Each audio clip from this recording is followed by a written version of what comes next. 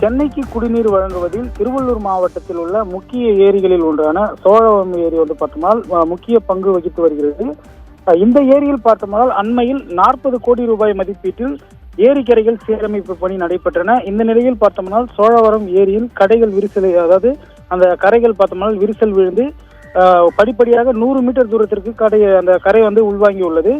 இதனாலேயே பார்த்தோம்னால் தரமற்ற முறையில் சீரமைப்பு பணிகள் நடைபெற்றதாக கூறி ஏரிக்கரை உள்வாங்கியதாக சமூக ஆர்வலர்கள் குற்றம் சாட்டியுள்ளனர். மேலும் பார்த்தோம்னால் சுமார் 1 கிலோமீட்டர் தூரத்திற்கு ஏரியின் அந்த கரைகள் மீது தார்பாய் கொண்டு மூடி வைக்கப்பட்டுள்ள சம்பவம் அதிர்ச்சியை ஏற்படுத்தியுள்ளது.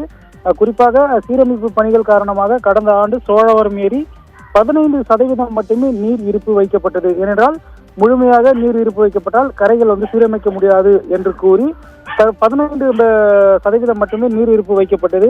தற்போது நடப்பு ஆண்டில் பார்த்தோம்னால் வடகிழக்கு பருவமழை தீவிரமடைந்த போதிலும் சோழவரம் ஏரியில் தற்போது முழுமையாக தண்ணீர் தேக்கி வைக்கவில்லை. அதாவது 1081 மில்லியன் கன அடி கொள்ளளவு கொண்ட சோழவரம் ஏரி தற்போது 49% மட்டுமே நீர் நிரம்பி, அதாவது 532 மில்லியன் கன அடி மட்டுமே பார்த்தோம்னால் நீரானது நிரம்பியுள்ளது. ஏரிக்கரை சேதமடைந்துள்ளதால் தண்ணீரை முழுமையாக தேக்கி வைக்காமல் புழல் ஏரிக்கு உபரி நீராக கொசஸ்தலை ஆற்றுக்கும் அதிகாரிகள் வெளியேற்றியதால் நீர் மட்டம் வெகுவாக குறைந்துள்ளது. அதாவது மக்களின் வரிப்பணத்தை வீணடிக்காத வகையில் சோழவரம் ஏரிக்கரைகளின் குழுவினர் முறையாக ஆய்வு செய்து கரையினை போர்க்கால அடிப்படையில் சீரமைத்திட நடவடிக்கை எடுக்க வேண்டும் என சமூக ஆர்வலர்கள் கோரிக்கை விடுத்துள்ள பட்சத்திலும் அந்த கரைகள் 40 கோடி ரூபாய் மதிப்பீட்டில் சீரமைக்கப்பட்டது தரமற்ற முறையில் சீரமைக்கப்பட்டுள்ளதாக சமூக ஆர்வலர்கள் குற்றம் சாட்டியுள்ளனர். அதன் காட்சிகளே தற்போது நாம் பார்த்து வருகிறோம்.